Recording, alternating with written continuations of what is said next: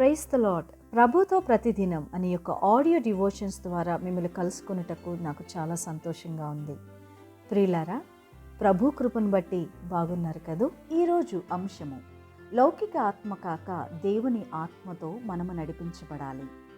లేఖన భాగము 1 కొరింథీయులకు రాసిన పత్రిక 2వ అధ్యాయము 12వ వచనం. దేవుని వలన మనకు దయచేయబడిన వాటిని తెలుసుకొనుటకై మనము లౌకిక ఆత్మను కాక దేవుని యొద్ద నుండి వచ్చు ఆత్మను పొంది ఉన్నాము. మన జీవితంలో లోక సంబంధమైన సవాళ్లు ఎదుర్కొంటున్నప్పుడు వాటిని అధిగమించగలిగే సామర్థ్యం తనకున్నప్పటికీ అంతకంతకు అధిగమయ్యే సవాళ్లు ఎదుర్కొనే పరిస్థితిలో ఆత్మవిశ్వాసాన్ని పక్కన పెట్టి ఇతరులు ఇచ్చే సలహాలపై ఆధారపడుతూ ఉంటాం. మనుషులపై ఆధారపడే లౌకిక జ్ఞానం మనల్ని విశ్వాసములో బలహీనత కలగజేస్తుందని మనం గ్రహించాలి. కాబట్టి మన విశ్వాసము మనుషుల జ్ఞానమును ఆధారము చేసుకొనక దేవుని శక్తిని ఆధారము చేసుకునే అనుభవము కలిగి ఉండాలి. స్నేహితులారా, ఈ శక్తి ప్రతి విధమైన సవాళ్ళను అధిగమించగలిగే సామర్థ్యాన్ని పెంచి జ్ఞానయుక్తమైన దేవుని అదృశ్య జ్ఞానాన్ని పెంపొందింపచేస్తుంది. లౌకిక సంబంధమైన ఆత్మ కాకుండా దేవుని యొద్ద నుండి వచ్చే ఆత్మను పొందే అనుభవంలోనికి నడిపించబడతాయి. ఈ జ్ఞానము దేవుని మర్మాలను పరిశోధించే శక్తిని దయచేస్తుందని గ్రహించాలి. దేవుని ఆత్మ ద్వారా నింపబడిన జీవితాలు లోకములో జీవిస్తున్నప్పటికీ లోకము నుండి వేరే జీవించే అనుభవము కలిగి ఉండాలి.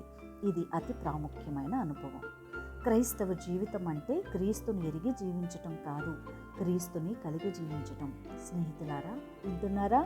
క్రైస్తవ జీవితం అంటే క్రీస్తుని ఎరిగి జీవించటం కాదు, క్రీస్తును కలిగి జీవించటం. ఇప్పుడు మనము జీవించుచున్న జీవితం కాలానుగుణంగా సుఖదుఖాలతో కొనసాగిపోతూ ఏదో ఒకలాగా జీవించి ముగించేది కాదు. నిత్యత్వంలో మనము ఏమై ఉండాలి? దేవుని రహస్య సంకల్పము మన అంతరాత్మకు బయలుపరచబడినట్లు ప్రార్థనతో పాటు దేవుని వాక్యాన్ని ధ్యానించి లోతైన అనుభవము కలిగి ఉండాలి. దేవుని ఆత్మకు మన అంతరాత్మను అనుసంధానము చేసుకొని పొందబోయే మహిమకు అర్హులమగునట్లు సంసిద్ధులమై జీవించదము కాక. ఆమేన్. దేవుని యొక్క మహాకృప మీకు తోడై ఉండునుగాక. చిన్న ప్రార్థన. మహాపరిశుద్ధుడైన దేవా, 1 కొరింథీయులకు రాసిన పత్రిక 2:12 వాక్యము ప్రకారము లౌకిక ఆత్మను కాక నీ యొద్ద నుండి వచ్చు పరిశుద్ధాత్మను మేము పొందుకున్న వారమై అయ్యా, లోకానుసారముగా కాక అయ్యా నీ చిత్తానుసారంగా మేము జీవించే కృపను మా అందరికీ అనుగ్రహించండి. యేసుక్రీస్తు అతి పరిశుద్ధ నామమున వేడుకొంచున్నాము తండ్రి.